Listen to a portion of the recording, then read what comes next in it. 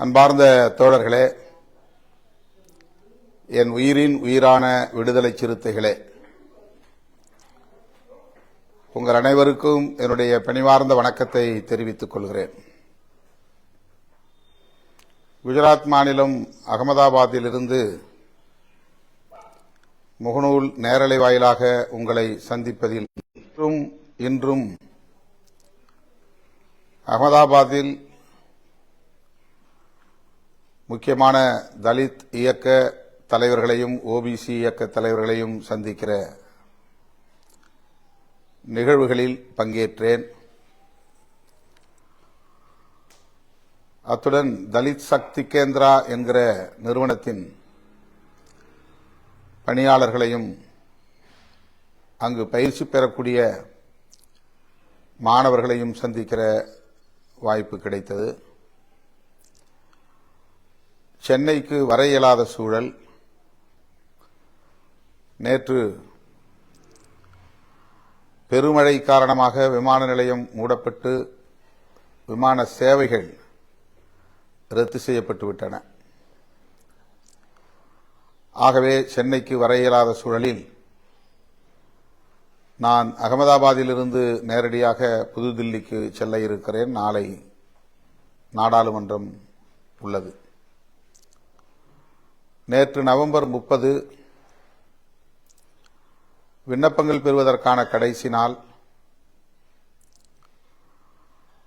கடுமையான புயல், மழை, வெள்ளம் என்கிற சூழலில் மேலும் சில நாட்களுக்கு விண்ணப்பம் செய்ய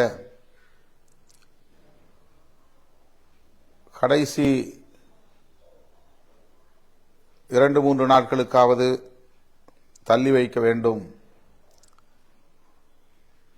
என்கிற கோரிக்கை பல தரப்பிலிருந்தும் எழுந்துள்ளது. இன்னும் ஏராளமானவர்கள் விண்ணப்பம் செய்வதற்கான ஏற்பாட்டில் உள்ளனர். குறிப்பாக தலித் அல்லாதவர்களும் பெண்களும் விண்ணப்பிப்பதற்கு இன்னும் கால அவகாசம் தேவைப்படுகிறது. எனவே 2-1 நாட்களாவது தள்ளி வையுங்கள் என்ற கோரிக்கையை தோழர்கள் பரவலாக முன்வைத்துள்ளனர். கட்சியின் பொதுச் செயலாளர் தோழர் ரவிக்குமார் உட்பட முன்னணி தோழர்கள் இந்த கோரிக்கையை வைத்துள்ள நிலையில் விண்ணப்பம் பெறுவதற்கு கடைசி நாளாக குறிக்கப்படுகிறது. எனவே தோழர்கள் டிசம்பர் 5 வரையில் விண்ணப்பிக்காதவர்களை சந்தித்து, குறிப்பாக தலித் அல்லாதவர்களையும் பெண்களையும் ஊக்கப்படுத்தி அவர்களை விண்ணப்பிக்க செய்ய வேண்டும் என்று நான் வேண்டுகோள் விடுக்கிறேன். பணம் செலுத்துவதிலே, கட்டணம் செலுத்துவதிலே QR கோடு ஒழுங்காக வேலை செய்யவில்லை என்பதனால் அனைவருமே வரைவோலை டிடி டிமாண்ட் டிராஃப்ட் எடுப்பதில் மிகவும் சிரமப்பட்டிருப்பதாகவும் தகவல்கள் வந்து சேர்ந்தன. இன்று முதல் QR கோட் முறையாக வேலை செய்யும் என்று நான் நம்புகிறேன். அதில் சில பிழைகள் இருந்தன. அவை சரி செய்யப்பட்டு இன்று முதல் எந்த தடங்களும் இன்றி QR கோட் சிறப்பாக வேலை செய்யும் என்கிற நம்பிக்கை உள்ளது. ஆகவே இந்த கால நீட்டிப்பை தோழர்கள் ஏற்று 5ஆம் தேதிக்குள்ளாக விண்ணப்பிக்காதவர்கள் விண்ணப்பிக்க வேண்டும் என்று நான் கேட்டுக்கொள்கிறேன். அதன் பின்னர் மேலிடத்து பொறுப்பாளர்கள் இந்த மறுசீரமைப்புக்கான ஒருங்கிணைப்பு குழுவை சார்ந்த முன்னணி தோழர்கள் தாங்கள் பெற்ற விண்ணப்பங்களை முறையாக ஆய்வு செய்து அனைவரும் விண்ணப்பங்களை முழுமையாக பூர்த்தி செய்திருக்கிறார்களா என்பதும், பொறுப்புக்கு கட்டணம் மற்றும் தமிழ் மண்ணுக்கு சந்தா ஆகியவற்றையும் செலுத்தியிருக்கிறார்களா என்பதும் கவனிக்கப்பட வேண்டும். அவற்றை ஆய்வு செய்ய வேண்டும். வரைவோலையை முழுமையாக அவர்கள் கையால் எழுதியோ அல்லது தட்டச்சு செய்தோ பட்டியலாக கொண்டு வந்து ஒப்படைக்க வேண்டும் தலைமையில். 8ஆம் தேதி, 9ஆம் தேதி, 10ஆம் தேதி ஆகிய 3 நாட்களில்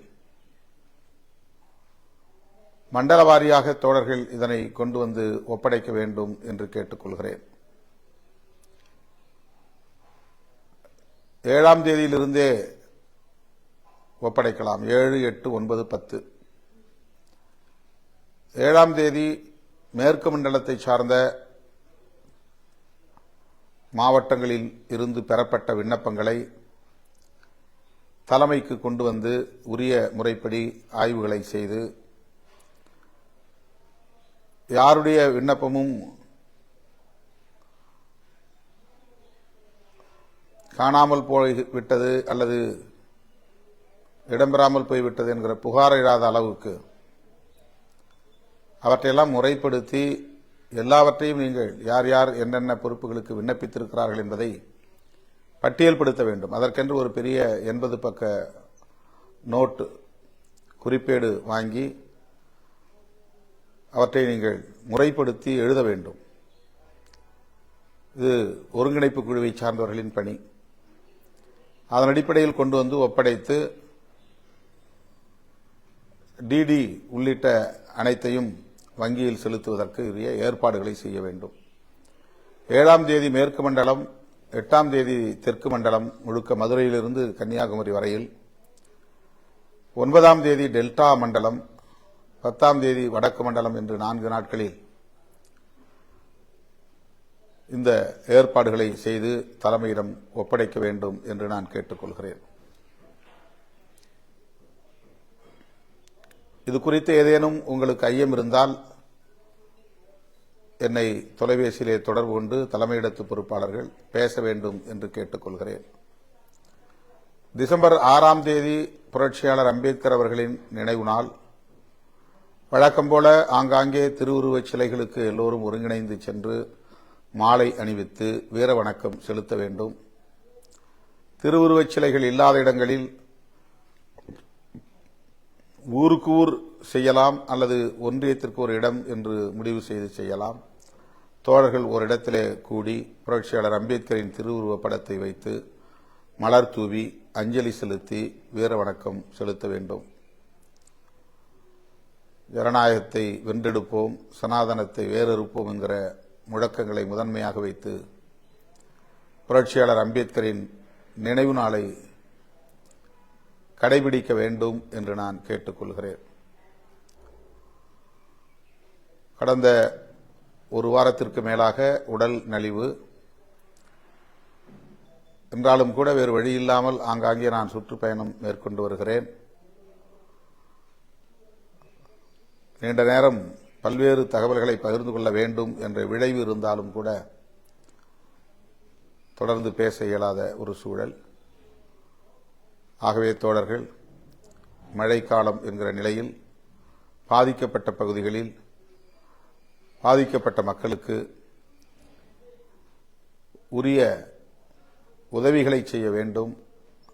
அவர்களை பாதுகாப்பான இடத்திற்கு கொண்டு வந்து தங்க வைப்பது, உணவு உடை போன்றவற்றை ஏற்பாடு செய்வது, உடனடியாக அவர்களின் பசியை ஆற்றுவதற்குரிய உணவுப் பொருள்களை வழங்குவது போன்ற பணிகளை